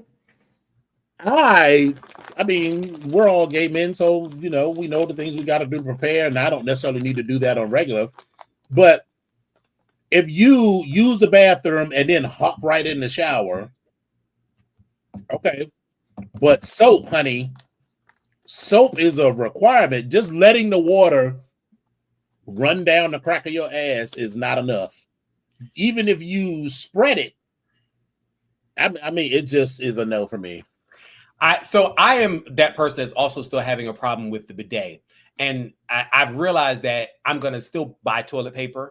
But I also realized that if I use the bidet, because I plan on getting one, I'm going to still, wiping and drying or whatever with the bidet as well. But I know me. I know I'm going to be like, I'm going to try this, see how this is going to work. And if I don't feel clean, then it's a done deal. I've seen bidets in action. And I was like, this don't seem like enough pressure to get everything done that need to get done. So but then part of that also is your diet too, as far as whatever you're eating. Because when I get my fiber in me. So listen, if a good day with the fiber, baby, like you just bloop, bloop, like you feel like you can just get up and just walk away. You're like, everything's all taken care of. It's a nice, neat package. But baby, sometimes you eat stuff that it ain't a nice, neat package, and you got to go back there and make sure it's clean. Right. And then if the holes don't detach, so you can just get in there. Yeah, it feels like a lot. Anyway, I posted that because I was like, he nasty. And then his girlfriend probably wondered why she keep getting yeast infections. I'm 51 years old. I'm too damn old to be digging and shading. And I'm just saying the truth. When I said Whoopi Goldberg was the help, let me tell you what I meant by that. When I have a woman that says to me on national TV, I could have schooled you. Well, you wanted to school me on how I was supposed to work for free. I simply don't want that type of education. That's the education you're fine with. That's not the education I want. And that's not the education I want to pass down to my little sisters saying, you just got to do it. Let me school you. If they're not paying you, baby, that's called slavery. I'm 51 years old. First of all, I'm going to need you to put some respect on that EGOT winner. That EGOT winner. Who makes $16 million a year to sit on her ass for an hour each day and talk about her fucking opinions and do interviews that range from the lightest fluff piece to slightly, because I mean, they're not doing hard hitting journalism on that show. And all of this goes back to when she was doing what was it? Not Precious, but what movie was it that she was working? It might have been Precious. That's it. Like she was doing that, and then she was doing because that's what she got the Oscar nom for. That's what she won the Oscar for. It was Precious. I'm sorry, I'm hungry. Listen, Yeah, but it was for private. She was mad. And listen, I get that everybody funds ain't funding, especially if you aren't already a star. They wanted her to be like in Cannes to promote the movie and all this other stuff. But they didn't. That wasn't part of her contract. It was like this understanding that you was going to get your ass over to Cannes and promote this movie because the more people see it at the film festival, the higher it can open in theaters and everything. And Whoopi EGOT was trying to tell her that this is how you play the game. Basically, that's what she was. Yeah, that's what she was trying to tell. And when she says school you, she's trying to say, listen, black woman to black woman, struggling comedian. Because remember, Whoopi Goldberg started off as a stand-up comedian. Maybe I can recite Whoopi Goldberg live on Broadway from memory. Round the world in 80 motherfucking days. Yeah. So, I mean, you're free to not take that advice. But I know that if someone at that level came to me and was like, hey, listen, if you had come to me, I could have helped you figure out all of that. Because again, if you listen, that theater, that studio wants you to be there. For someone like Whoopi is like, okay, I can do that because it's a fucking tax write-off. So that flight that you take to Cannes, baby, that's a business trip. So you can write all that shit off. But if you aren't at Whoopi Goldberg's level, then the $5,000 to $10,000 that you spent, because you got to have the money up front. And, a tax deduction is not the same as, free money. Yeah. But if you negotiate with the studio and be like, hey, I need someone to get me there because y'all know y'all ain't pay me but so much and I'm not rich and famous like that. But to just be like, no, I'm not going to do it. And that's her right. It is 100% her right to say, no, I'm not going to do it. But then don't be mad when people are like, oh, I've been blackballed. Well, okay, girl, yeah. It's an industry. Listen, do you work with people who are known to be difficult? And then when you have the option of working with those people, you're like, yeah, I don't want to work with them. But the one thing that she kept saying that was consistent, meaning Monique, was that they were not paying me or making a way for me to get there, which was all this promotion and stuff. She said she would have to pay for that stuff. Now, the way the industry, because I'm not a part of it, but the way it seems to work is, baby, you are going to have to put some money out, but you will get that shit back tenfold, whether it's through tax deductions or other opportunities or whatever. You know what I mean? Like those things you have to come back. They come back to you.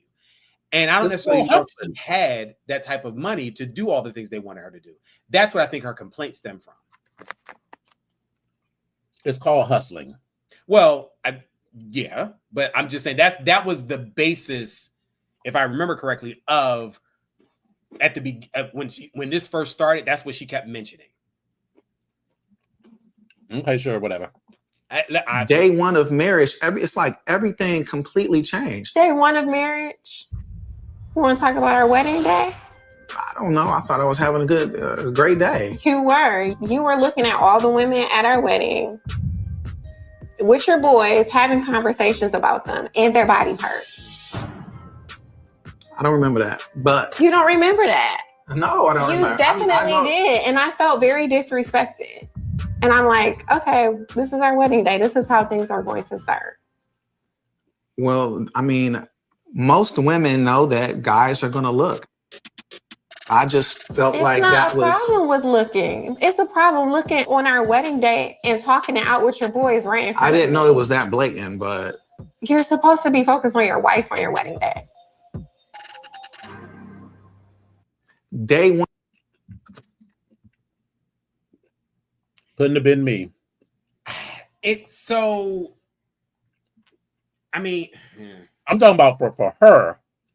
Couldn't have been me. because I feel for her. I don't know. We always, when we see these sort of, clips, we don't never know whatever the fuck else is going on. Right. But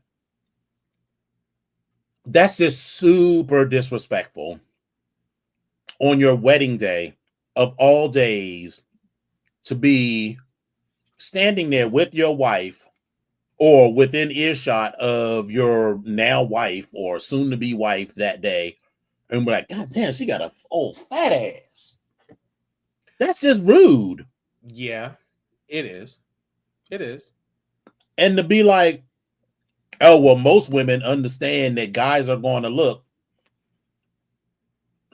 This whole thing that we as a society and women in particular have to accept shitty behavior from men is crazy to me. Everybody's going to look. I'm sure she saw some attractive dudes in the audience that day. Maybe some of his groomsmen was attractive, but she was smart enough and respected what the fuck was going on that day enough to not say anything at the moment.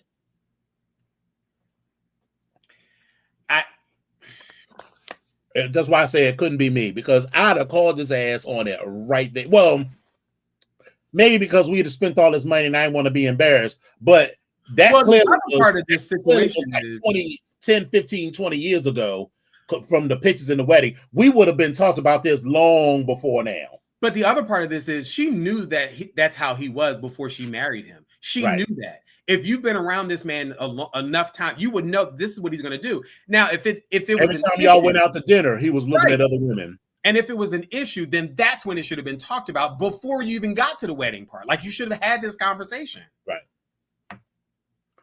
And so this is what I want to say to some women and some men. Don't be trying to change the girls. The people are who they are. First of all, people don't need or want to be changed. If they change, they'll do their own internal changing. Because if the change doesn't come internally because they've learned or they've grown into something, all they will do is resent you for it. And more than likely go back to what their original behaviors were and probably be worse at it or more. And now they're hiding and all of this other stuff. Don't try to change a man. If a man is dirty and don't wash the crack of his ass, or woman, he or she does not need or want you to bring those things up. Stop thinking that a dude or a woman is a fucking project. Well, yeah. So, and there we go. Yo, bro, just cut my hair, bro. Shut up and cut my hair. Now talk about nothing. Last night, cut my hair, bro. So, like, I just want a haircut, bro. I look bad, bro. Last night was crazy. Goddamn drinks. I thought you would appreciate this. I'm going to have to go ahead and send that meme over to Fred because I'm like, nigga. Right. No. Exactly. I need you to shut the fuck up and just cut my goddamn hair. Cut my hair. And I don't even mind you talking, honestly speaking, but just keep cutting. Right. Keep cutting. Don't do a so you know. So you know what irritates me is when he does that thing of he's like cutting, then all of a sudden he'll be like, click, he'll turn the clippers off and then stand back and want to talk to you. And I'd be like, why you gotta stand back and talk to me? Just keep on cutting my hair. Right. Just keep on cutting. I love his work. I love what he does, but baby, I enjoy the conversation sometimes. Let me not say sometimes because it's not like I never don't enjoy the conversation. But when he gets into the numerology thing and the signs and the symbols, I just be like, right. Girl, it is 9:36. I'm gonna cut these clips. You want to do some stories, or are we good? I have some that I can most definitely do and talk about. Knock yourself out. So I'm going to stop sharing and take it away, Maestro. Okie dokie. So where is my there we go.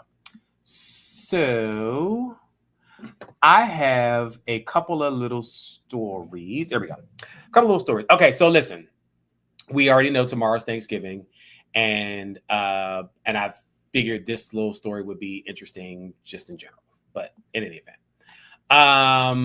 Listen, Butterball is facing some allegations about people are boycotting Butterball because of the essay allegations against the turkeys. Listen. So there was some footage of Butterball slaughterhouse workers torturing and sexually abusing turkeys that sparked outrage before Thanksgiving as the news of the horrific acts resurfaced on social media. Now, this is something that happened in Arkansas in 2006, where an undisclosed investigator revealed that workers had shackled and slaughtered more than 50,000 turkeys each day. And then in some video, the investigator claimed that he saw Butterball employees shoving his finger up a turkey's cloaca or vagina for fun. Another worker talking about or how they humped a turkey while it was restrained. And then there was another incident that was written in the investigator's witness log talking about how someone took a live bird and stomped on their head and crushed their skull, like all of this stuff. And then he laughed about it and wiped the blood from his leg. Now, he was there for like 40 days and he saw a whole bunch of very gruesome activities. But this footage, which happened in 2006, kind of came, or not footage, but this story that happened in 2006 came back up. And there was some response to the online backlash because people were saying that they were going to take they're going to boycott Butterball, they're going to take their turkeys back, they want their money back, and all this other stuff. Well, a Butterball representative wrote to the Daily Mail. They said that we're aware of the video from almost 20 years ago, which is being reshared across social media. They were saying that this video wasn't current and it in no way reflects their animal welfare policies. Now, there was animal care and well-being essential to who we are as a company, and we're committed to the ethical and responsible care of our flocks. They're talking about maintaining the health and well-being of turkeys is an ongoing effort. And this spokesperson also offered that Butterball has yearly audits conducted by a third party to make sure that the facilities are complying with these 200 plus science-based standards of practice or best practices for care of turkeys. She also mentioned in this statement that they were the first and remains the only turkey company that is American Humane certified. And they're proud to be one of every 3 turkeys on the table this Thanksgiving. Now, this month alone, Butterball has sold about 15 million turkeys across the country, again, because Thanksgiving is tomorrow. Now, PETA claims that this expose from nearly 2 years ago is not a one-off. They conducted even more recent investigations that are still showing that abuse is rampant. They pointed to an investigation in 2021 saying they were simulating sexual acts on turkeys. And as a result of the investigation, workers in Pennsylvania are facing several felonies and 141 charges. No charges came from that original investigation in 2006, but there were some charges that were brought against employees years later for separate situations. There's also a 2011 situation that happened in North Carolina where workers were caught abusing turkeys, and this was by PETA as well. And again, there were multiple workers that were hit with charges related to reported abuse and things of that sort. So, Butterball, it's not about you doing better. I think at this particular point, it's just about everyone doing better. But it's sad that someone keeps bringing this up every single year from 2006, and we're now in 2024. Butterball does have as well not Butterball, but there are other options as far as turkeys are concerned. There's a vegan option. There's several other options of things that you actually can participate in for Thanksgiving or Friendsgiving or whatever you want to call it. And it's, the idea, that this was an isolated incident, it couldn't be. There's no way that this could be an isolated incident. Even if we didn't have these other incidents, if it was rampant in that facility like that, that means it's part of the culture, and that there are people who get the job, and they was like, you can. When I saw this story, I was like, how the fuck do you even sexually assault a turkey? And then I read the article and, oh, now I know exactly how you do that. And the kind of mind. Listen, we're not going to go into that. Yeah, I'm not going to go too deep into it. I'm just saying that, you know, let's just be clear that this is a widespread and rampant problem. Yes. So anyway, so on to the next one. Some Diddy news. Diddy was denied bail for the third time. He's going to remain in jail after the judge rejected his latest attempt for release while the rapper and music producer waits trial. The judge, Aaron Sabramian, denied Combs' team's motion for release on Wednesday, and his decision followed a 2-hour court hearing on Friday where he appeared to explore potential options and question prosecutors' allegations that Combs continued to obstruct the ongoing investigation. It was stated that, or from the trial, it was stated that the court finds that the government has shown by clear and convincing evidence that no condition or combination of conditions will reasonably assure the safety of the community. And this is what the judge had wrote in this 5-page order. Now, federal prosecutors argued that Combs could not be trusted on bail because he flouted the rules of the jail and the judge. They said he posed a danger to women and was tampering with witnesses, even while in federal custody at the Metropolitan Detention Center. And remember, I'm taking a pause here. Remember, I was talking about how they were going to go after him, and one of the charges was racketeering because they're kind of treating him as if he's a mobster or a gangster and intimidation as well. But okay, so they accused him of violating the judge's own order, limiting communication, and ignored his lawyer's guidance, in part by orchestrating a social media campaign around his birthday to try to influence the potential jury pool. Now, his attorneys have relentlessly pursued his release from federal custody. They argued that private security would provide more restrictions on Combs than federal jail. They said Combs needed to be free to help prepare his defense against the criminal charges and roughly 30 civil lawsuits alleging a sexual abuse. His attorneys identified a 3-bedroom apartment on Manhattan's Upper East Side, where they argue he would be surrounded by security 24/7 to monitor visits and phone calls.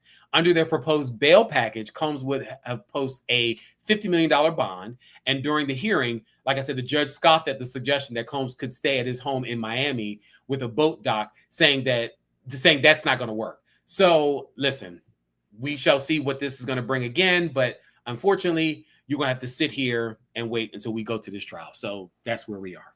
Yeah. And then also, they say he needs to be free to help prepare his defense. No, he doesn't. That's what jailhouse interviews are. And the judge has that. This is just shitty lawyering because the 30 civil lawsuits is not even part of this. So the judge is under no obligation to provide you any time or anything to prepare for similar civil lawsuits, because this is a criminal case. And he's already he's already flouting the rules. So, you know, they're going to set this man up in some fancy 3-bedroom apartment, let alone a house in Miami, but a 3-bedroom apartment. Yeah, girl, no, it's listen, we're not going to do that. So I was hesitant to do this, but I'm going to mention these things only because I think we need to start paying attention to them and thinking about what the implications are. Yeah. So I'm going to refer to him in this world. Yeah, I'm never going to refer to him. Listen, he's 40. He's going to be 45. I'm just not going to say his name. So I got 2 different stories I want people to just kind of pay attention to, or 2 different things I want to pay attention to. Canada is already examining possible retaliatory tariffs on certain items from the U.S. President-elect Donald Trump. And he was talking about how he wants to follow through on his threat to impose sweeping tariffs on Canadian products. He's threatened to impose these tariffs on products from Canada and Mexico if the countries don't stop what he called the flow of drugs and migrants across southern and northern borders. He said he would impose a 25% tax on all products entering the U.S. from Canada and Mexico. Now, there was a Canadian government official that said Canada is preparing for every eventuality and has started thinking about what items to target with tariffs in retaliation. And the official stressed no decision has been made, but the person spoke on condition of anonymity as they were not authorized to speak publicly. So keep that in mind. Tariffs being imposed on some of these other things that are coming out, Canada as well as Mexico. And I'm sure there's going to be some other ones that are going to come up from other countries as well. This next part was, so the Trump transition team said that there were several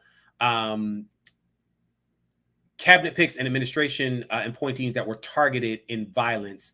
And these were un-American threats to their lives and those who live with them. This came out Tuesday night and Wednesday morning. They said that these attacks range from bomb threats to swatting in response to law enforcement and other authorities.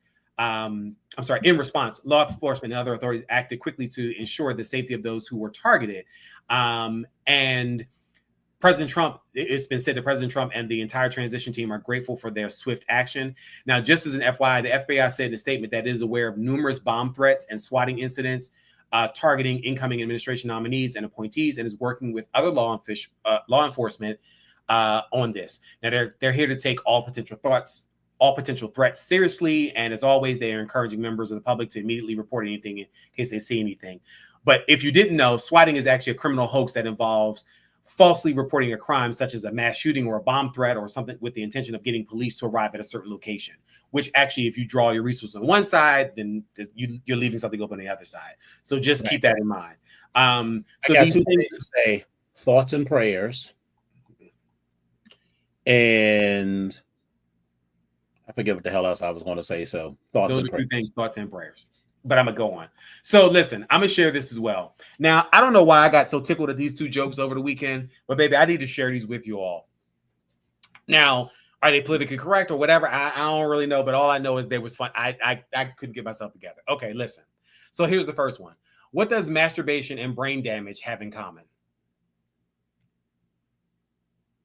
What do they have in common? Mm-hmm. I'm asking you. After a couple strokes, you're done. Wah, wah, wah. Okay, so then here's the second one. Why can't you fart in an Apple store? I don't know. Why can't you fart in an Apple store? Because they don't have windows.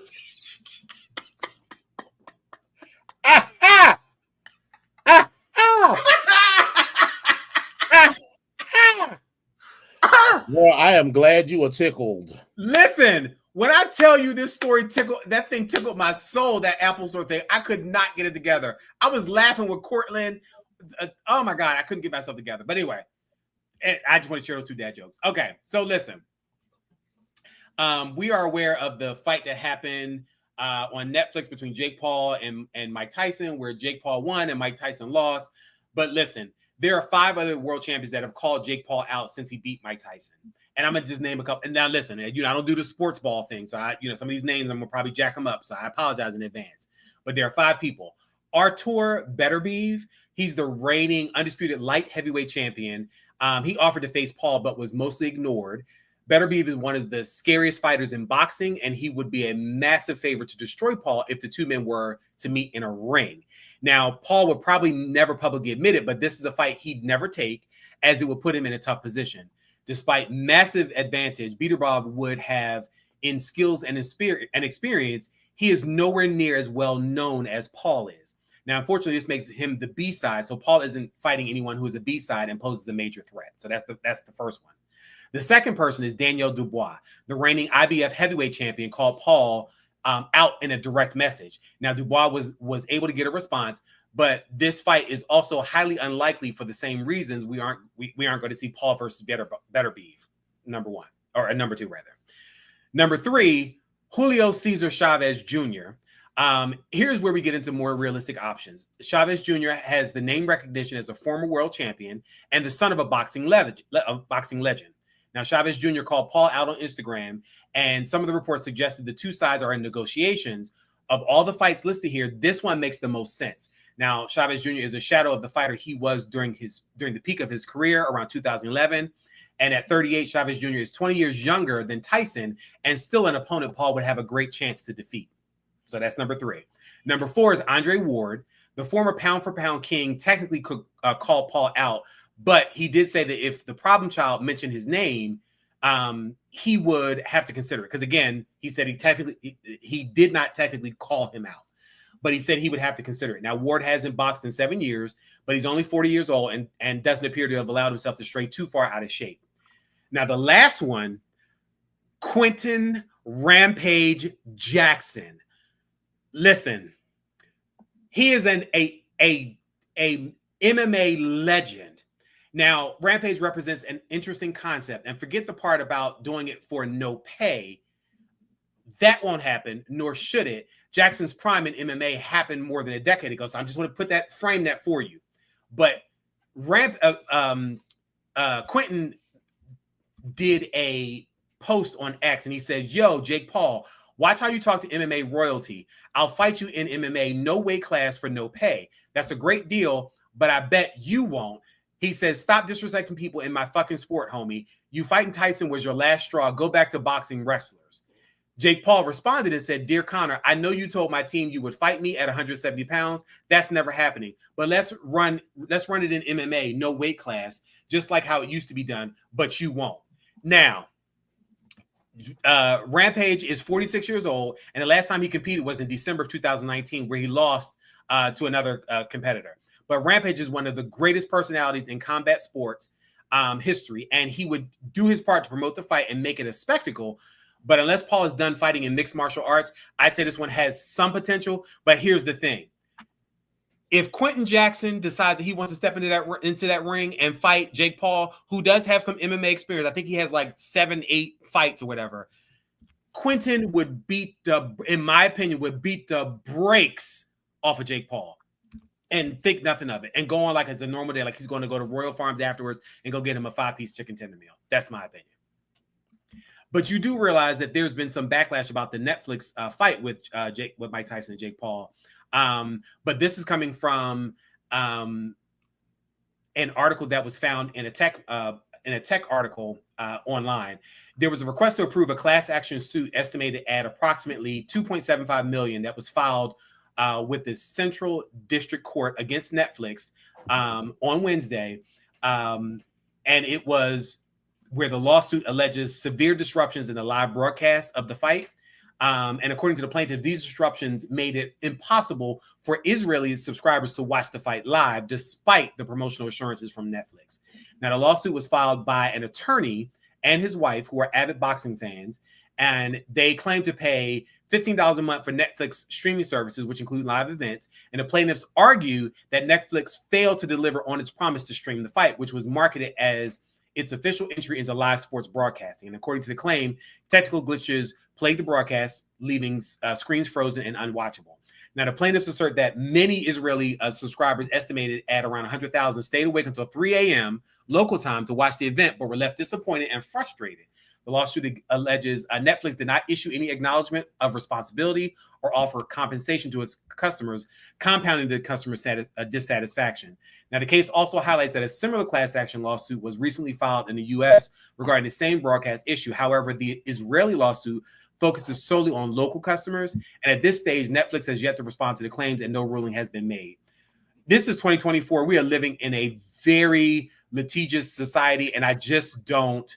I get it, but then I don't get it at the same time. So, was this a pay-per-view?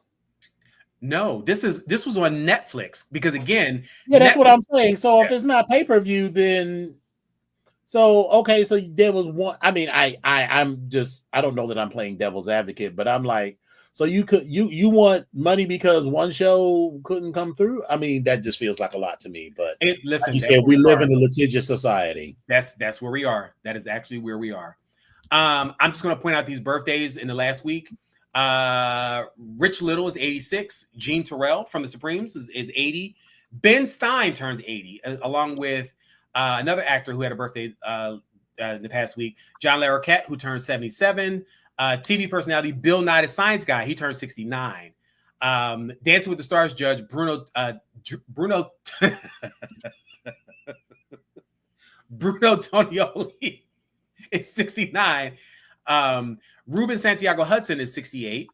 Amy Grant turns 54. Robin Roberts turns 64. Robin Givens turns 60. Stacey Ladisaw is 58. Eric Sermon of EPMD is 56. Actor Oded Fair turns 54. And if you don't know who I'm talking about, baby, if you watch The Mummy, that god who had that dark hair, who's one of the Majid, oh my God, he turned 54. Christina Applegate turns 53. Rapper Twista is 52. DJ Khaled turns 49. Maya Campbell from In the House, she turns 48. Jaleel White also turns 48. Colin Hanks turns 47. That's Tom's son. Katherine Heigl turns 46. I need to stop right here. Katherine Heigl is 46 years old, and I feel like she looks older than both you and I. I can't believe that she's only 46. Okay. Little Fizz of B2K is 39. Actress Lashonda Lynch turns 37. She's actually was playing what's her name? Monica Rambeau in a couple different iterations. And if I remember correctly, she was in a Bond movie as well. If I remember correctly, I think that's She was the female Bond. Thank you.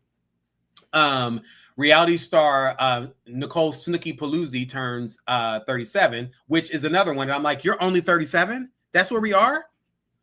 Okay. Rita Ora turns 34. Sarah Hyland from Modern Family turns 34. And Miley Cyrus turns 32. Now, baby, you are telling me that Miley Cyrus is just turning 32. If you told me she turned 32 4 years ago or 10 years ago, then maybe. Okay. Other birthdays today: Bruce Lee, Jimi Hendrix, John Harvard, the founder of Harvard University, Willis Carrier, as in Carrier air conditioning, Charles Schultz from the Peanuts, yay! Robert Goulet, Tina Turner, Andrew Carnegie, who I just found out, I just found out that him and Andrew Mellon, who started Carnegie Mellon, the two of them together, both went to Pitt. Hail Pitt. Okay. Joe DiMaggio, Ricardo Montalban. I love me some Ricardo Montalban. Zachary Taylor, the 12th U.S. president. Charles Lucky Luciano, the gangster, sharing a birthday this week as well. Franklin Pierce, who was the 14th U.S. president. Billy the Kid, an outlaw, celebrated a birthday this past week. Boris Karloff, as well as Harpo Marx, all had birthdays this past week as well. So I'm just putting that out there. Didn't have any social media slays, but I wanted to do these news of the weird. Okay, so really quickly, listen. A customs official in Lima, Peru airport spotted something unusual about a man boarding a flight on November 8th. Now, the New York Times reported this whole story. Now, the unnamed 28-year-old, a citizen of South Korea, was returning home from a planned stopover in France. Now, but it said that he was notable because of his extremely swollen stomach. This is what the officials were saying. When asked to lift his shirt, he revealed a creepy, crawly cargo, 320 tarantulas, 110 centipedes, and 9 bullet ants. Each bug had its own plastic bag, all of which were attached to 2 girdles wrapped around the man's body. The 35 adult tarantulas were each about the size of a human hand. All the bugs are native to the Amazonian region of Peru. This is from a government wildlife official or specialist. He added that the discovery was part of the illegal wildlife trafficking. I can't even talk today. Part of the illegal wildlife trafficking that moves millions of dollars. And the tarantulas are on the country's endangered species list. And this man was arrested with charges pending. So, but listen, can we just start with the fact that you got all these bugs on me? No, sir. No, sir. No, I would have just the freaking out I would have done when he lifted his shirt and we saw all those bugs. I'd have been like, just set it all on fire. Listen, this baggage, everything. Listen. All right. So there was this study going around about a Fox News host, Jesse Walters, who apparently it has to do with man-to-man birthday etiquette. Now, on his show, he talked about how he would have wished President Joe Biden a happy birthday, but that would break his rules because he says men don't wish men happy birthdays. He revealed the rule earlier this fall when he said wishing another Fox host happy birthday wouldn't be manly. And Waters also apparently has rules about men eating soup and ice cream in public, saying it's not a good look. Girl, if you are struggling with homosexuality, just say so. Because the amount of energy that some people put into not doing things with other men for fear of being labeled gay, like normal shit. Unless you, so here's the things that you don't want to do with another man if you don't want to be considered gay. But telling him happy birthday? Don't put your tongue down his throat. Mm-hmm. Don't do anything with his penis or let him do anything with yours. Or his booty hole. Or your booty hole. Other than that, it's just normal shit that two people do. Like, the dudes like, yeah, I would never hug one of my homies. I'm like, girl, you the only one that's turned this into a gay thing. Chuck, listen, we don't have time for that. Last story. There were some passengers aboard an American flight from Milwaukee to Dallas on November 19th, and they went full on MacGyver with this unruly Canadian passenger. Now, while the plane was in flight, the passenger asked the flight attendant to open the cabin door. When his request was denied, he became agitated. So he allegedly rushed towards the door, striking the flight attendant. But before other passengers subdued him, eventually duct taping his wrists and ankles and laying him on his stomach on the ground. Listen, I'd have knocked him smooth the fuck out on that plane because I'm not about to die over no foolishness. Baby, you gotta go open the door. Nope, not at all. I don't know where people would listen. I'm just reporting that story. That's where we are. Right. That's all the stories that I got for you all today. All righty then. So we are at time. Yes. Well, overtime. So wait a minute. Wait a minute, Eccentric. We could have left Tom Hanks' son off the list. Yeah, Tom Hanks' son is an asshole. Well, which one? Because you have what is it? Who did I just say? Colin, and then also Chet. No, not Colin. Colin's cool. Okay. Chet is the one who's a rapper. Okay, we'll leave that alone. Bougie were talking about ain't no way Amy Grant is 54. She was grown when I was in grade school. That's what I'm saying. I thought Amy Grant was a whole grown woman when we was in high school.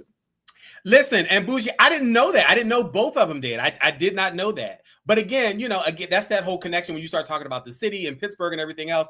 So yeah, that's where we are. So, but anyway. All right, kids, this has been a fun evening. It is a beautiful and perfect way to start this 4-day weekend. 4-day weekend. Yeah, 4-day weekend. 4-day weekend. It's a 4. It's a day. It's a weekend. Yeah. Again, I just made that up. Listen, again, we talked about the talent. They don't understand the talent. They don't know where it comes from. They don't get it. They don't realize the perfection that they are in the presence of. Come on. On his mama's side, his 7th cousin removed. I mean, come on. Exactly. So yeah, this was a fun time to start the weekend. Anything you want to say to the kids as we roll off? Yeah, over the next couple of days, if you call me or you text message me or whatever, I'm gonna be a little busy. I'm gonna be a little busy eating, and I'm gonna be a little bit busy with DNA appointments, and I'm gonna be a little bit busy probably having a couple of brownies or some gummies or something. So I might be a little out, but I'm a hallelujah. I'm gonna celebrate. Yes, D. Yes, God. Yes, well, all right, kids, and with that, we will say thank y'all for coming out. God bless you, and good night. Mwah.